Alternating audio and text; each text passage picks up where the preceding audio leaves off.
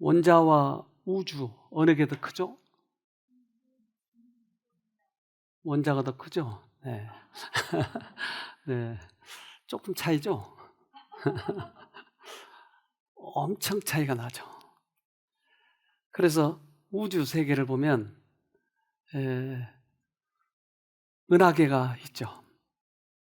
그래서 수많은 은하 중에 태양계가 포함되어 있죠. 그래서 어떤 분은 최소 1000만 개에서 한 100조 개 정도의 은하가 있다고 해요. 근데 그 중에 우리 은하계에 속하고 그 중에 우리가 태양계에 속해요. 그러니까 100조 개라고 했을 때 얼마나 미세한 존재입니까? 수없이 많은 그런 은하계가 있고 그 은하계 속에 태양계는 아주 극히 조금. 그래서 과학자들이 이제 많은 경우로 이것을 촬영을 하고 또 흠이하면 이것을 다시 채색시켜서 이렇게 보여주기도 하고. 이걸 뉴스로 한번 들어볼까요? 우주에 있는 은하가 기존 예상보다 10배가량 많은 2족에 이른다는 연구 결과가 나왔습니다. 영국 노팅엄 대학 크리스토퍼 콘셀리스 교수 연구팀은 국제학술지 천체물리학 저널 최신호에 이 같은 연구 결과를 발표했습니다.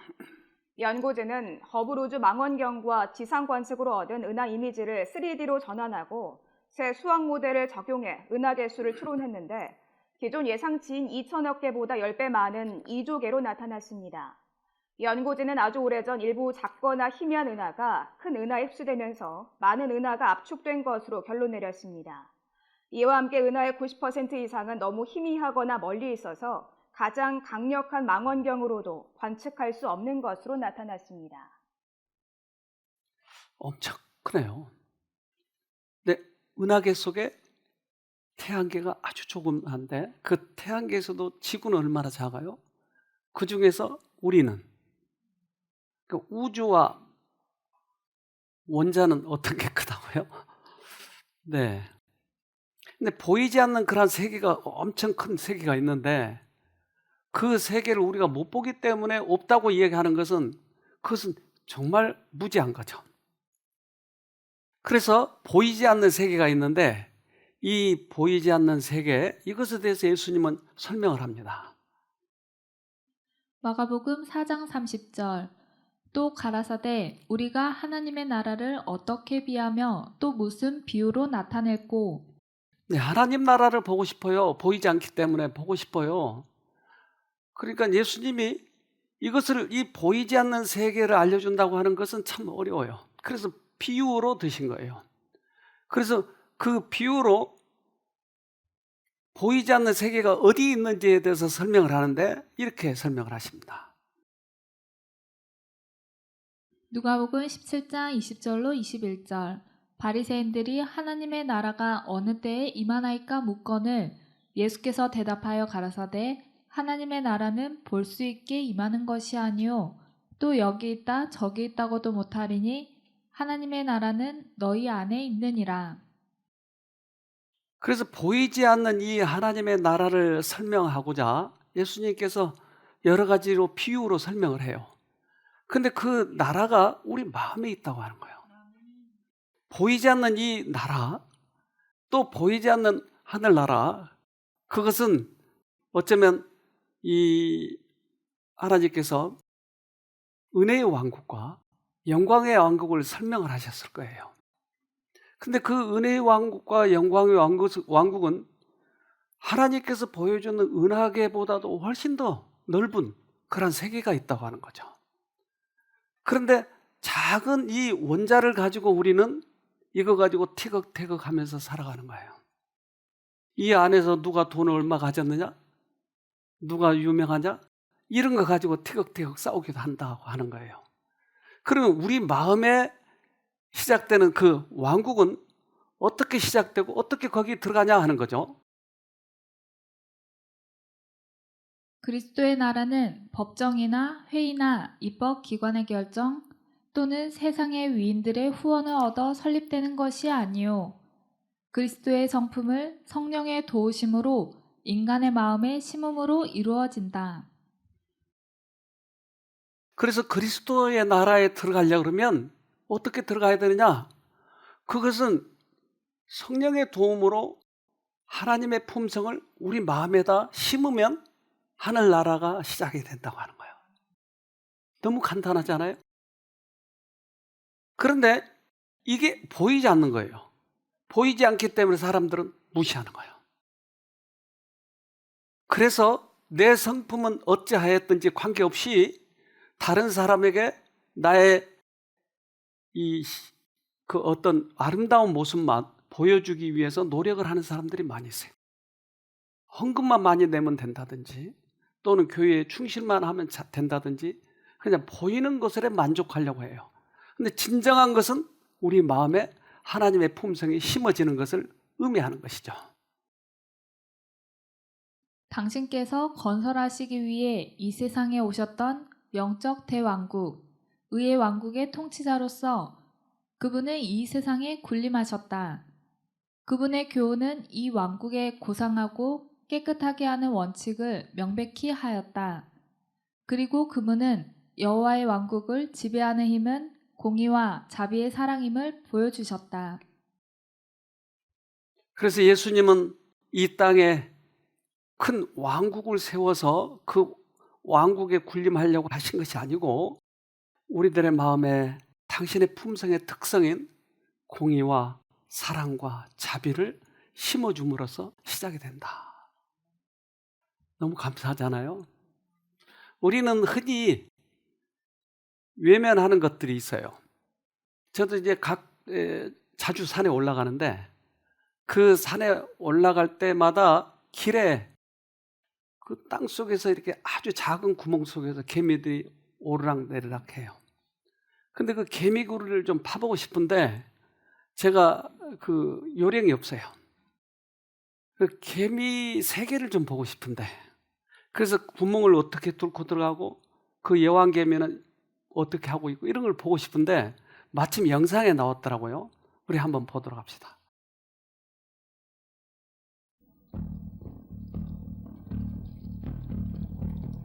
개미무리 전체에서 여왕 개미는 단 한 마리뿐입니다.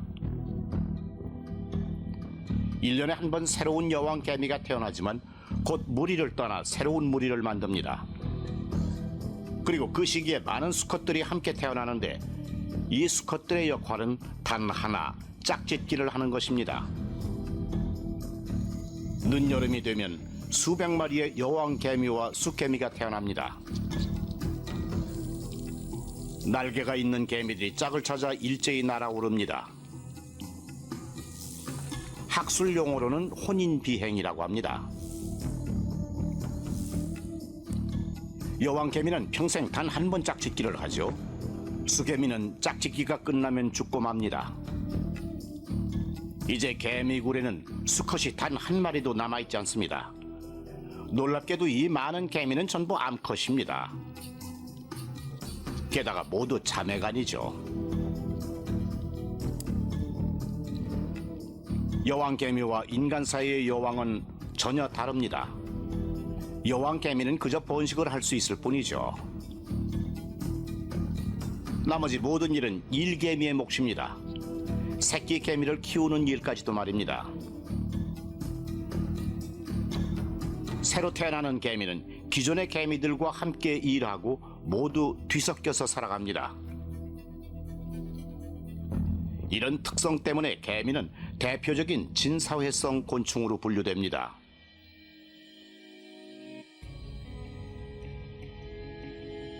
개미의 종류는 전 세계 곤충종 가운데 2%에 불과하지만 개체수로는 가장 많은 수를 차지합니다.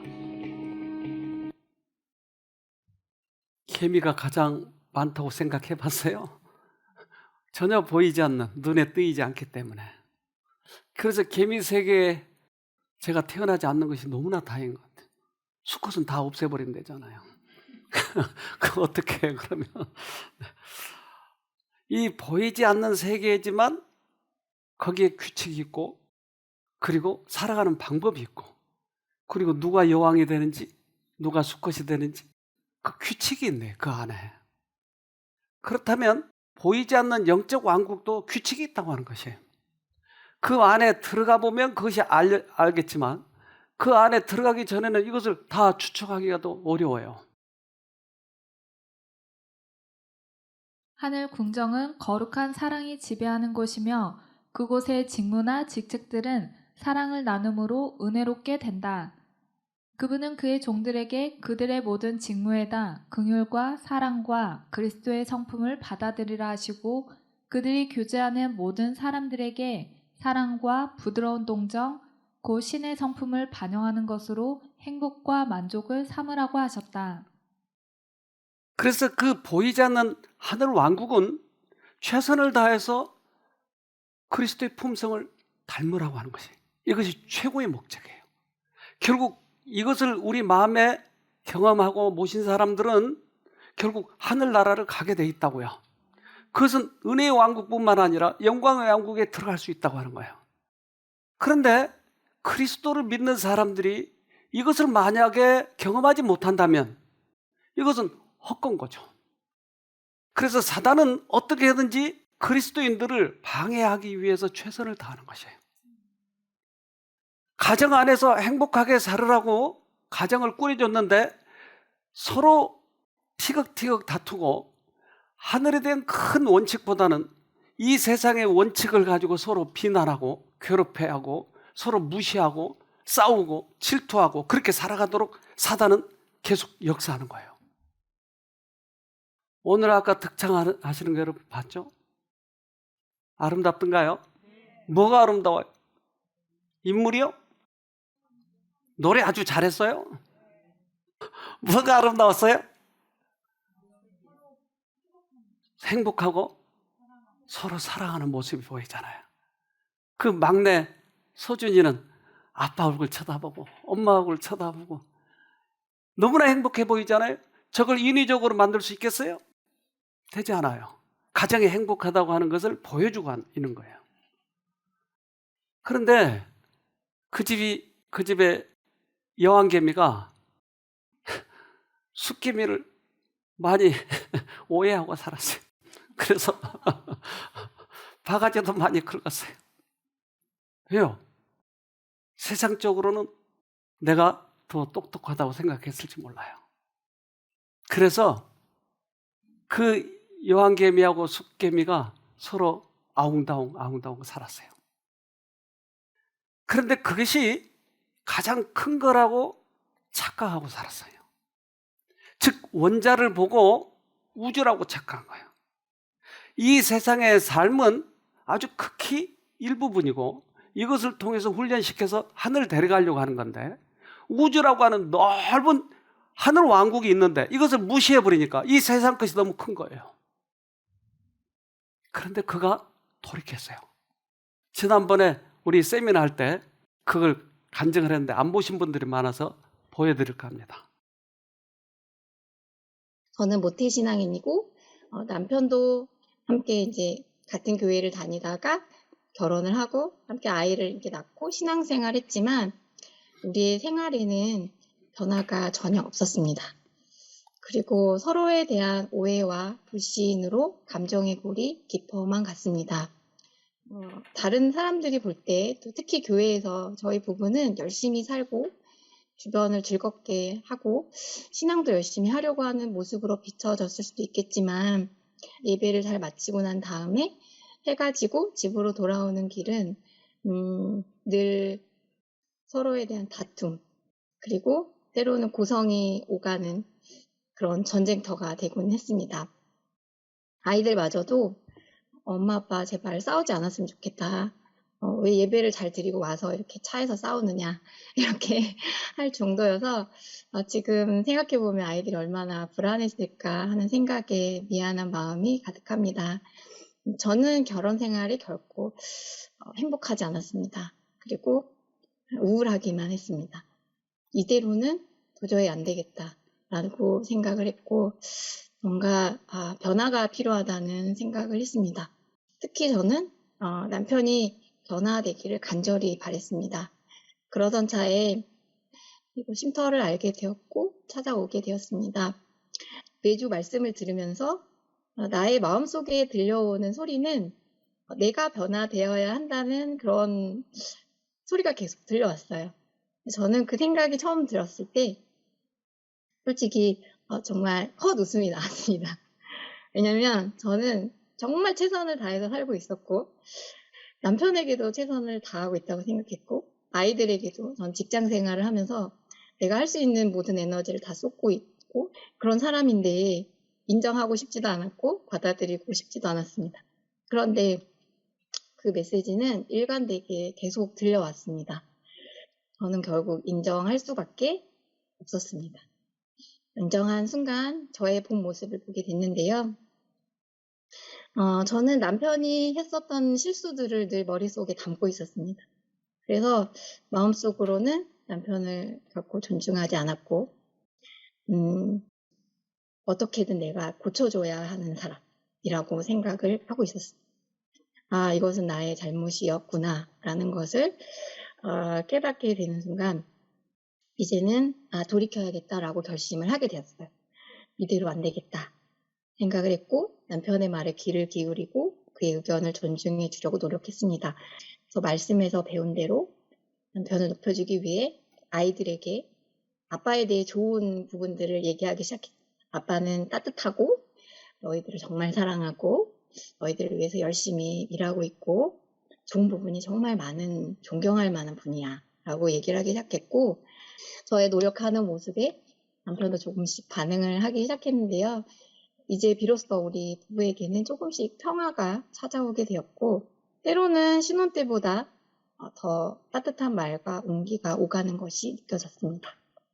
이제는 아침에 함께 일어나서 기도하고 하루를 시작하고 문제가 있을 때도 함께 기도하고 가족 회의를 때로는 하면서 대화를 나누며 서로를 존중하는 법을 배워가고 있습니다.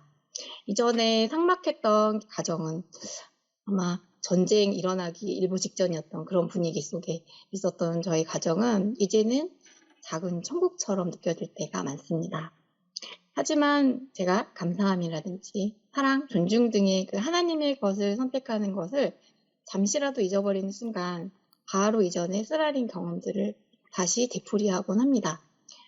그렇지만 이제는 빨리 온전히 내 자신을 내려놓고 기도하면서 하나님께로 돌아가곤 하는 것을 배우고 있습니다. 회복시켜 주셨고 또 회복시키고 계신 하나님께 정말 감사드립니다. 감사합니다. 여왕개미의 착각이었군요. 얼마든지 행복하게 살 수 있는 가정인데 왜요? 우주와 원자를 바꿔놓고 생각한 거예요. 더 중요한 것은 더 큰 부분이 있다고 하는 것이. 이것은 인간의 이해로도 이해되지 않아요, 잘. 그런데 들어가 보면 알 수 있는 것이죠. 그래서 자기의 마음이 결심이 되면 우리는 단호하게 그 크기를 바꿔야 될 거예요.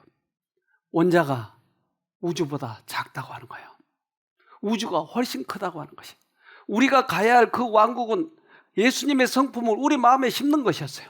근데 세상적인 것이 그것을 능가한다고 착각하고 있었던 것이.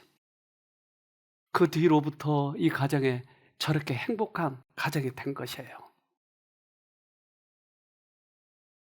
인간의 능력이 못 미치는 곳이 있다. 가장 강력한 지성으로도 결코 설명할 수 없는 것들이 얼마든지 있고 가장 통찰력이 뛰어난 마음으로도 식별할 수 없는 것들이 많이 있다.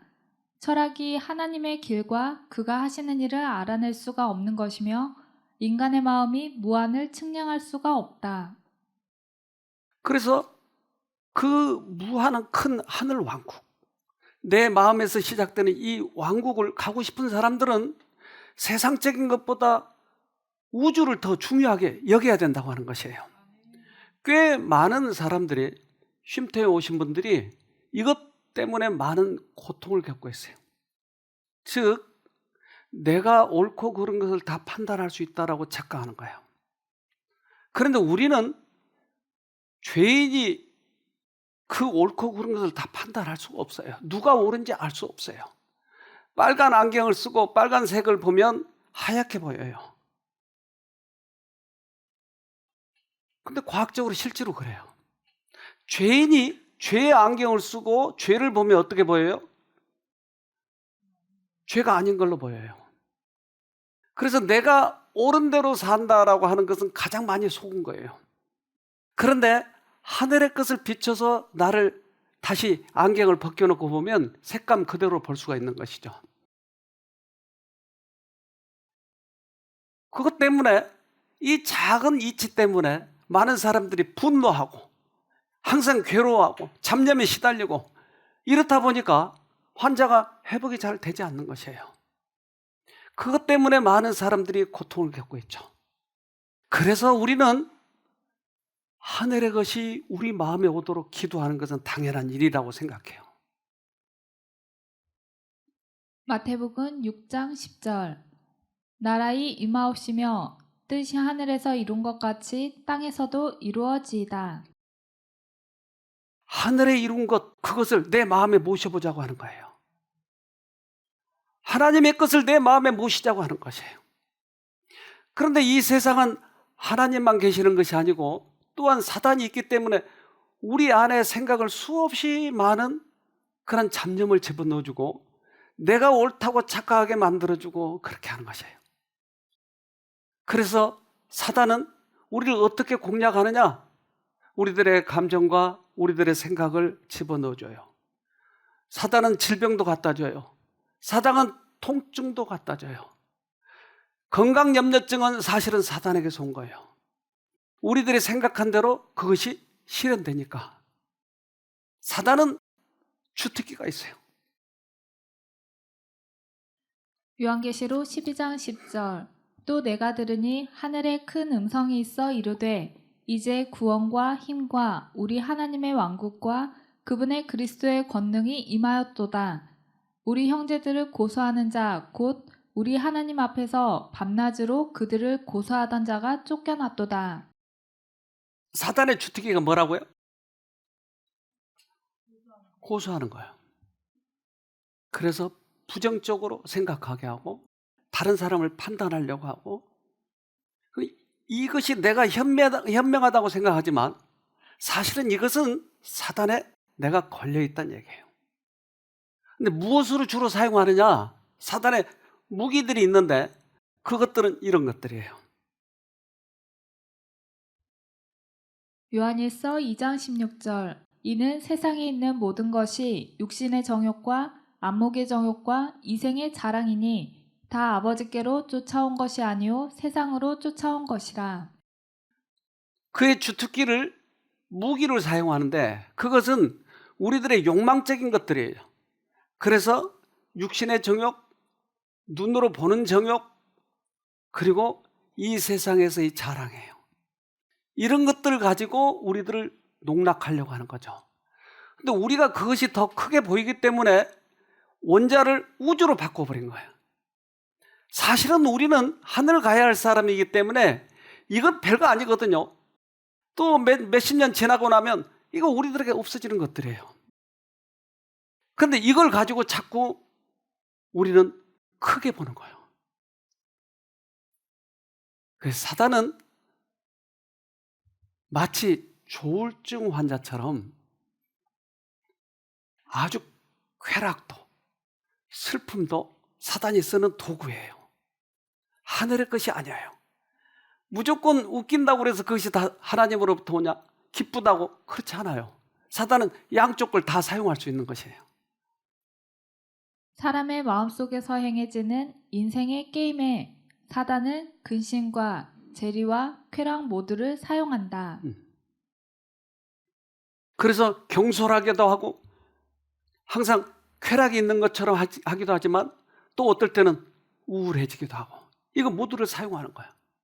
근데 유다는 세상 것을 너무나 크게 보기 때문에 그가 빠져버린 것이었어요.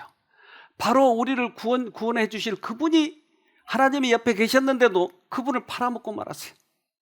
유다는 결국 거기에 속아 넘어진 거예요. 즉 원자를 우주로 봐버린 거예요. 세상의 욕망을 채우려고 하다가 그는 결국 예수님을 파는 사람으로서 영원히 기억되는 사람으로 남아버리고 말았어요. 유다의 품성에는 신적인 것과 인간적인 것이 함께 역사하고 있었다. 인간적인 측면에는 사단이 역사하고 신적인 측면에는 그리스도가 역사하신다. 주 예수께서는 유다가 분발하여 그가 임명받은 특권을 이행하는 모습을 간절한 마음으로 보고자 하였다. 그러나 유다의 품성 가운데 있는 인간적인 측면은 그의 신앙적인 감정과 뒤얽혀서 혼돈을 일으키고 유다는 그 인간적인 측면을 누구에게나 있는 필수적인 속성으로 생각하게 되었다. 사단이 넣어주는 그런 인간적인 생각, 세상적인 욕망, 이런 것들을 더 크게 생각했기 때문에 결국은 그는 하늘을 놓치고 말았어요. 원숭이를 가지고 실험했는데요. 원숭이가 좋아하는 것은 포도예요.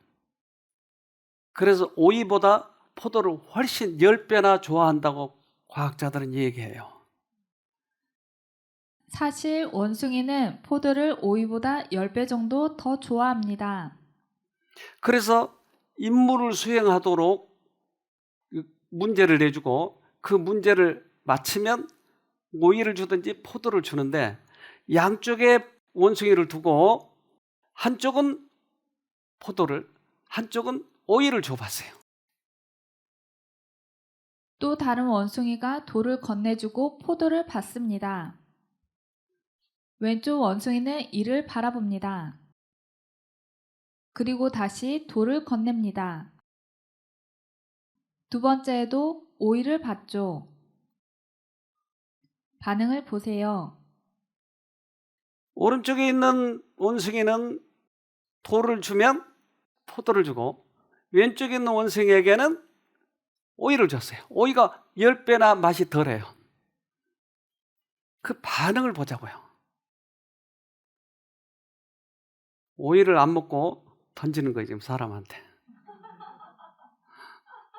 그것뿐만 아니라 바닥을 치고 있어요. 왜 나는 오이를 주냐? 안 먹겠다. 그리고 창틀을 깨려고 저렇게 하고 있어요. 이 모든 상황에 분노하죠. 오른쪽 원숭이가 돌을 건네고 다시 포도를 받습니다. 다시 실험을 하는 거예요, 지금. 왼쪽 원숭이가 돌을 건네야 합니다. 다시 오이를 받습니다. 얼마나 성질 내고 있는지 보이죠? 이번에도 오이를 거부합니다. 그리고 오이도 던져버리고 안 먹고 소리 지르고 그 다음에는 임무를 거부해버려요. 마지막엔 왼쪽 원숭이가 구석에 앉은 채 임무를 거부했어요. 불공평한 보상을 받은 원숭이는 매우 화를 냈습니다. 포도를 받은 원숭이는 화내지 않았어요. 여러분에게 만약에 그런 실험이 주어지면 원숭이보다 나을까요? 못할까요?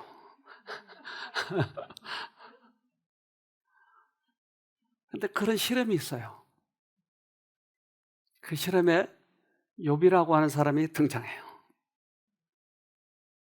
그래서 욥이 아토피에 걸렸어요. 너무 심해. 그래서 기왓장으로 긁어요. 너무너무 가렵고 아프겠죠. 근데 왜 나에게만 이런 시험이 왔을까? 그런데 주위에 있는 형제들은 1장부터 쭉 그 얘기인데 네가 죄졌기 때문에 네가 벌 받는 거야. 계속. 그러니까 성질이 나니까 욥도 참을 수가 없어요. 너희들만 착하냐? 나도 착해. 나도 고아를 도와줬다고. 나도 과부를 도와줬어. 계속 서로 잘났다고 하는 서로의 그런 말싸움이었어요. 계속 그 싸움이 지리하게 역사가 이루어지고 있어요. 그런 욥기는 그렇게 계속 전개되고 있는 거예요. 그래서 욥의 친구들이 3명이나 와가지고 계속 약을 올리는 거예요. 욥은 거기에 성질이 나가지고 나중에 오이를 안 먹는 거예요. 그리고 던지는 거예요. 하나님, 나를 왜 이렇게 괴롭게 해요? 그때 하나님이 나타나요. 그리고 온 우주를 창조하신 하나님이 말씀을 하시기 시작하는 거예요. 욥기 38장 28절로 31절. 비에게 아버지가 있느냐? 누가 이슬방울을 낳기라도 하였느냐? 얼음은 어느 모태에서 나왔으며 하늘에서 내리는 서리는 누가 낳았느냐? 물을 돌같이 굳게 얼리느니 바다의 수면도 얼게 하는 이가 누구냐? 내가 북두칠성의 별대를 한데 묶을 수 있으며 오리온 성자를 묶은 띠를 풀 수 있느냐? 모든 우주 만물을 만드신 생물도 무생물도 광물도 모두 다 만드신 하나님께서 지금 너한테 말하고 있는 거야. 네가 친구보다 좀 잘났다고 지금 폼재는 거야? 너 내가 지구 만들 때 너 어디 있었어? 내가 은하계 만들 때 너 어디 있었어? 모든 물질의 원칙, 영도에 얼고 영도 이 밑으로 내려가면 마이너스고 영도보다 올라가면 얼음이 풀리고 이런 원칙을 누가 만들었어? 이걸 계속 욥에게 얘기하는 거예요. 그러고 보니까 우리들의 모든 원칙은, 의의 원칙은, 도덕의 원칙은 하나님이 만들어 놓은 거예요. 옳고 그름은 하나님만이 판단할 수 있는 거예요. 그러면 우리끼리 서로 옳고 그른 것을 판단했던 건 뭐예요? 다 색안경을 쓰고 판단한 거예요. 자기 옳은 대로. 여기에서 욥이 크게 충격을 받아요. 내가 지금 이 친구들과 서로 싸우고 서로 옳다고 주장하고 했던 모든 것은 그러면 원자였네, 원자. 우주가 아니었어요. 욥이 여기서 크게 깨닫기 시작합니다. 욥이 하나님을 보았을 때 그의 황당함은 사라졌다. 오직 하나님께서만 그 문제들의 해결 방법을 주실 수 있었다. 욥의 의문점들에 대답하시는 하나님의 방법에는 가장 깊은 사상을 자극하는 오묘함이 있다. 이게 무슨 말일까? 무슨 오묘함이 있을까? 근데 은행에 다니신 분들이 이런 얘기를 하더라고요. 요즘에 달러가 가짜가 많이 나온대요. 여러분 구분이 되세요? 지금 위과 아래과하고? 뭐가 좀 다르죠, 다르긴. 인쇄가 좀, 잘 보시네요. 그런데 이 은행원에게 이런 가짜 돈을 보여주는 게 아니고 진짜 돈만 보여주는 거예요, 계속. 하루 종일 가지고 놀게 하는 거예요. 진짜 돈만. 그러면 한참 가지고 놀다 보면 진짜가 어떤 거라고 하는 감이 잡히는 거예요. 그러면 가짜 돈이 쉽게 분별이 될까요? 하나님은 문제 하나하나를 설명하는 게 아니고 진짜를 보여주는 거예요. 당신을 보여주는 거예요. 그때야 모든 문제들이 해결이 되는 것이에요. 우리가 사소한 문제로 그것을 크게 보고 서로 싸우고 서로 시기하고 질투하고 하지 말고 문제가 생기면 어디 보라고요? 하나님 보라고 하는 거예요. 그분의 거룩한 목적은 논쟁을 해결하는 것이 아니라 당신 자신을 나타내시는 것이다. 그분은 욥이 고통당하는 이유도 설명해 주지 않으신다. 하나님을 분명히 이해하는 것이 거룩한 섭리에 대한 모든 이유를 알려주는 것보다 훨씬 더 중요하다. 진짜 달러를 보여주는 것이 가짜 구분한 것보다 훨씬 유익하다. 욥이 여기서 해결을 하는 거예요.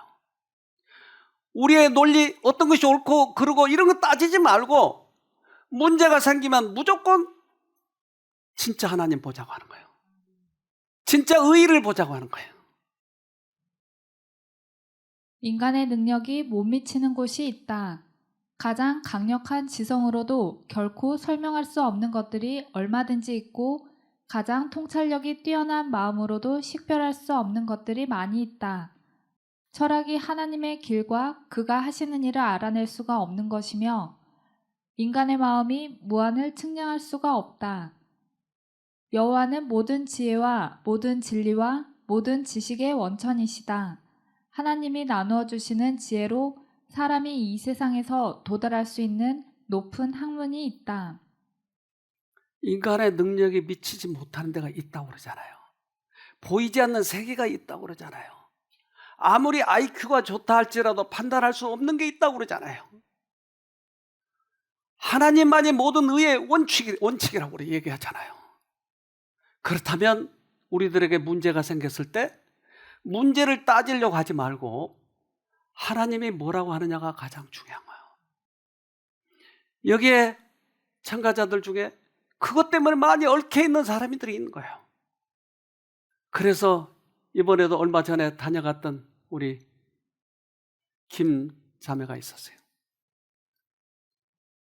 이 사람은 그가 가장 약한 부분이 그거였어요. 그래서 문제가 생기면 자기 머리로 생각해서 이것을 고치려고 해요. 옳고 그런 것을 따질 때 항상 자기가 옳은 대로 판단하려고 해요. 근데 그분이 이 장암이었는데 두 번째 재발했을 때 여기 들어오게 됐어요. 그런데 그 문제가 해결되지 않으니까 다시 힘들고 다시 힘들고. 그래서 최근에 들어왔을 때는 이분인데요. 여러분 아세요, 이분? 이분이 비로소 이 이치를 이번에 깨달은 거예요. 옳고 그런 것을 따지지 말자. 이제 문제가 복잡하게 힘들게 하면 조건 없이 하나님 바라보자. 그래서 거기 그 문제에서 빠져나가기 시작하면서 그가 좋아지기 시작한 거예요. 그래서 지난번 왔을 때 이분이 그 세상의 복잡한 문제를 따지지 말고 하나님 믿자고 결심을 하고 그가 진리의 하나님을 믿고 그 자녀가 되기로 결심을 했어요. 그리고 나서 급격히 그가 좋아지기 시작했는데 이러한 그의 표정이 이렇게 바뀌게 됐어요.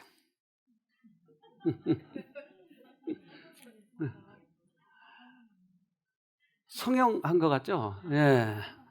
성형 안 했어요, 이제 이거. 그런데 이 문제를 그대로 가정에 가지고 가세요. 그러니까 그 아들이 너무나 힘들었던 게 그동안에. 그러나 엄마가 여기서 벗어나고 가정에 그것을 대입시키니까 아이가 달라지기 시작했어요. 그래서 이 아이가 이번에 프로그램 때 간증을 했는데 그거 좀 들어봅시다. 저는 어린 시절 지금처럼 부모님과 즐겁고 친근하게 지내지 못했습니다. 그때는 부모님 두 분 다 강압적이셔서 저는 항상 제 의견을 펼치지 못하고 눌려 있었고 많이 힘들었었습니다. 아빠는 술밥 먹고 돌아오시면 저에게 많은 화풀이를 하셨고 저에게 무언가 가르치실 때 강압적으로 가르치시고 빨리 못 배우면 강제로 빠르게 되게 하시거나 매를 드셨습니다. 그렇게 아빠가 매를 드시는 날엔 저는 두려워 벌벌 떨었고 엄마는 옆에서 울고 계시거나 부모님 두 분이 싸우신 기억이 많습니다. 그럴 때마다 저는 많이 힘들었고 많은 그런 트라우마들이 많았습니다. 엄마는 일도 하고 집안일도 병행을 하면서 지친 데다 아빠와의 사이도 좋지 않았기 때문에 저에게도 많이 강압적으로 하셨던 분이셨습니다. 그리고 저희 부모님은 그때 맞벌이셨기 때문에 저는 어린이집에서 오전 7시에 등원을 해서 지내다가 오후 7시까지 하원을 하는 총 12시간씩 있으면서 혼자 있는 시간이 많았고 외로웠습니다. 거기다가 집에 가도 부모님이 싸우시거나 그냥 저녁 먹고 바로 자는 기억밖에 없어 어린이집 친구들이 부모님보다 더 좋아했던 것 같습니다. 초등학생이 되었을 때 엄마가 대장암에 걸리셨습니다. 그래서 저는 갑자기 2주간 이모네 집에서 보내게 되고 그때 저는 많은 스트레스를 받아 배도 자주 아팠고 탈모도 조금 왔었고 학교에 가서 친구들과 있을 때 잠시 모든 걸 잊는다는 느낌이 들었고 그 시간이 좋았고 친구들과 있는 게 너무나도 좋았습니다. 그렇게 학교 생활을 하다가 3학년 말쯤 엄마의 암이 재발이 되었고 엄마는 결국 항암을 하다가 너무 힘들어 끊으시고 세로암 쉼터에 갑니다. 그리고 거기서 하나님의 은혜를 받아 빠르게 치유되었고 거의 완치까지 갔습니다. 그리고 제가 5학년 때 새로남 쉼터에서 열렸던 부모학생 캠프에 참여하게 되고 그때 제가 많이 바뀌게 되었습니다. 그 안에서 진정한 사랑과 용서를 경험하게 되었고 저는 저의 정신적인 문제도 깨닫게 되었습니다. 저는 항상 엄마와 아빠가 해주시는 일을 너무 당연하게 여겼고 그 당연한 일들을 반복으로 감사를 느끼지 못했습니다. 그걸 고쳐보려고 하나님도 자주 부르고 했지만 잘 고쳐지지 않아 힘들었지만 하나님을 불러 결국엔 해냈습니다. 만약에 하나님을 몰랐었고 그 강압적인 관계가 지속되었더라면 저는 매우 힘들었을 것 같습니다. 그런데도 그런 많은 일들 안에서 구해주신 하나님이 너무 감사하게 되었고 앞으로도 믿고 나아가며 쓰러져도 쓰러지는 만큼 일어나서 하늘을 경험하고 싶습니다. 그리고 이런 많은 일이 있을 때마다 저는 이제는 잊지 않고 항상 하나님을 불러보려 노력하고 있고 저는 지금 게임의 문제에 약간 있지만 그 안에서도 하나님을 불러 노력하며 이기려고 하고 있습니다. 감사합니다.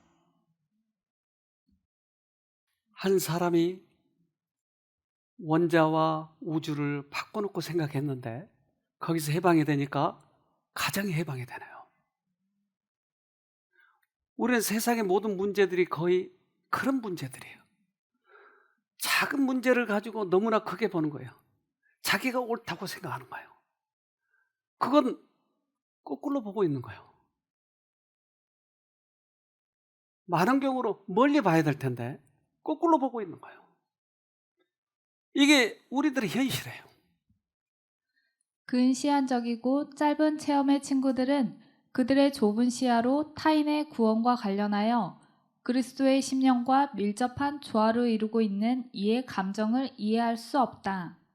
거꾸로 보면 이해가 안 된다니까요. 그런데 하늘을 쳐다보면 모든 문제가 이해가 되는 거예요.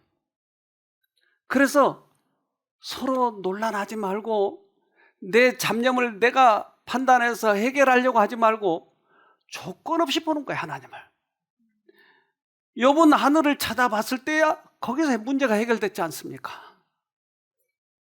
욥기 42장 5절 주님이 어떤 분이시라는 것을 지금까지는 제가 귀로만 들었습니다.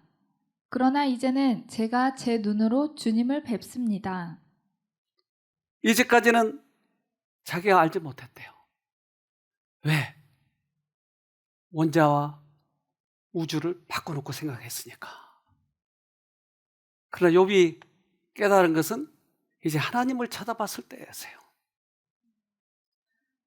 욥기 42장 6절 그래서 내가 말한 모든 것을 부끄럽게 여기며 티끌과 제 가운데서 회개합니다. 그 강을 건너가 본 사람은 이게 진정으로 그 나라가 있다고 하는 것을 알게 되는 것이에요.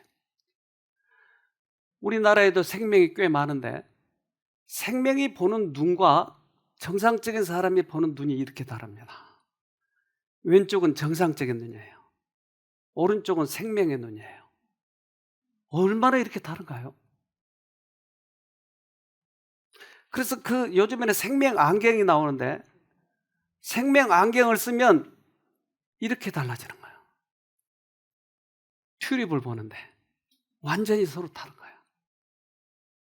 신호등을 보는데 이렇게 달라지는 거예요. 한 아이가 생명 안경을 써봤어요.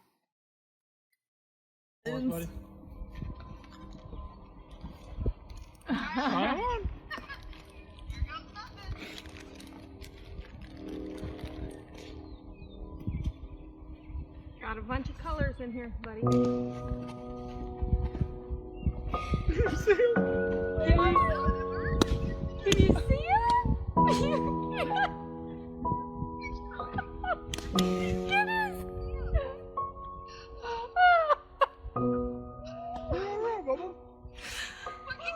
Can you see it? Thank you. What can you see, buddy? Color. Can you see my shirt? Purple? See your great shirt? 그 생만 발견해도 울음이 나오는 거예요. 어떻게 이런 세계가 있어? 이제까지 우리는 이 세상의 원자 같은 세계만 보고 살았어요. 근데 보이지 않는 그 세계를 실제적으로 보면 울지 않을 수가 없는 것이에요. 회개하지 않을 수가 없는 것이죠. 멀리 한 부부가 찾아왔어요, 여기를. 그분은 꽤 멀리 살아요. 근데 제가 재작년에 거길 전도회를 갔어요. 근데 그때 그분을 봤는데 꽤 큰 회사를 운영하고 있더라고요. 저를 보여줬어요. 근데 최근에 그분에게 연락이 왔어요.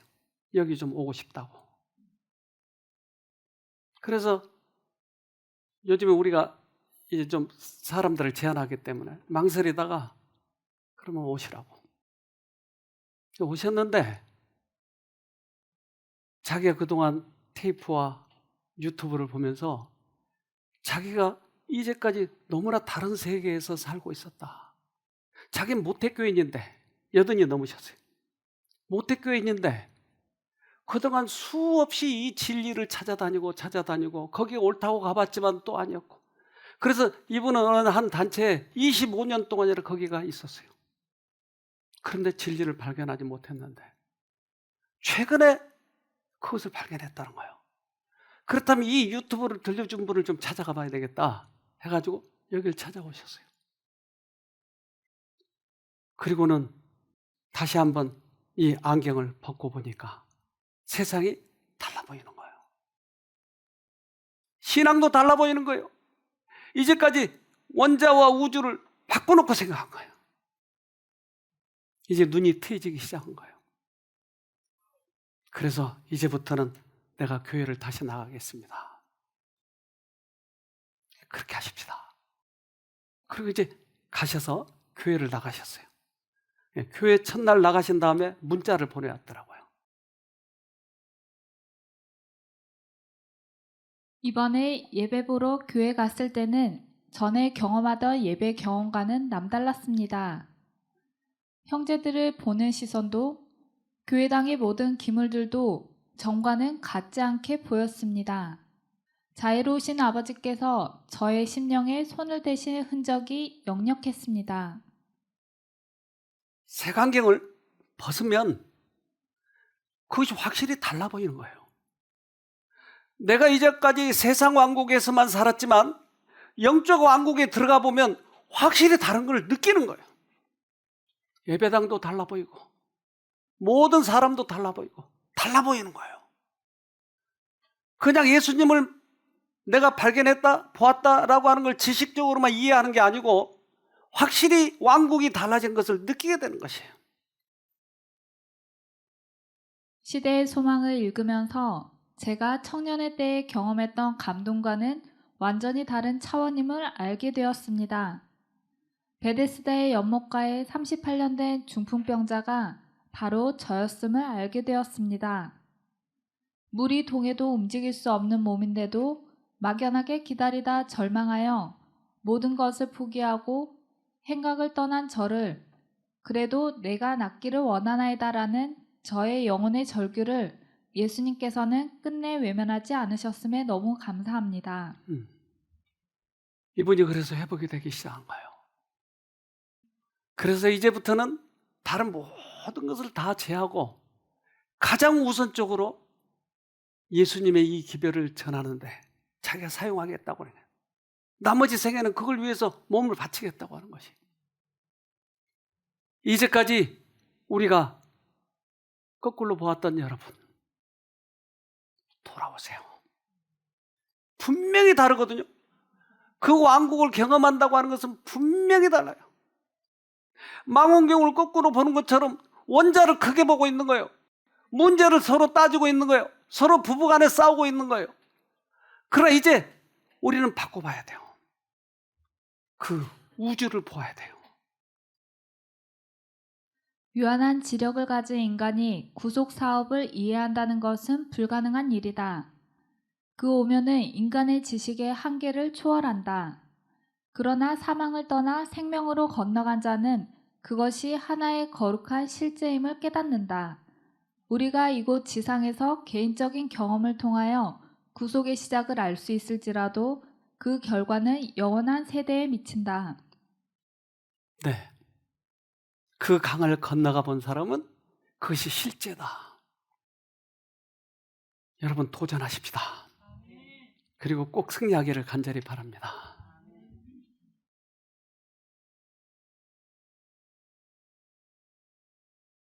하늘에 계신 아버지, 주님의 오심의 발자국이 점점 가까이 들리고 있습니다. 이러한 전염병을 과거에는 보지 못했습니다. 그러나 우리를 보호하시고 말세가 다 됐다고 하는 사인을 주셔서 준비하게 해주시니 참으로 감사합니다. 이제는 세상에 애착을 끊어야 될 때가 됐나 봅니다. 우리 가족들을 용서하고 이웃들을 용서하면서 하늘을 바라보면서 준비해야 될 때가 됐나 봅니다. 이러할 때 다시 한번 우리들의 눈을 열어서 욥이 보았던 하나님의 영광을, 하나님의 품성을 다시 볼 수 있도록 도와주시옵소서. 그래서 이제 우리들의 삶이 주님 오심을 준비하는 실제적인 삶이 되도록 도와주시옵소서. 그래서 이제까지 투자한 우리들의 모든 인생의 경험들, 그리고 신앙, 그리고 모든 소유들을 가장 가치 있게 보람 있게 사용하다 주님 오시는 날 그곳에서 만날 수 있도록 축복하여 주시옵소서. 우리 교인들을 코로나에서 보호해 주셔서 감사합니다. 이러한 은혜를 잊어버리지 말고 주님 만나는 동안 최선을 다하여 주님의 은혜를 기억하고 또 다른 사람들에게 은혜를 전하다가 우리 모두 같이 다시 하늘에 가서 또 은혜를 받는 생애를 살 수 있도록 우리 모두에게 축복하여 주시옵소서. 또 인터넷 교회에 들어오신 분들 서로 얼굴을 서로 못 보고 있지만 그러나 이 기별을 사모하고 열심히 헌신하고 들어오신 분들께도 은혜를 베풀어 주시옵소서. 우리의 생애를 주님께 온전히 헌신하는 저희 생애가 되도록 은혜를 베풀어 주시옵기를 우리를 죄에서 구원하신 예수님 이름으로 기도합니다. 아멘.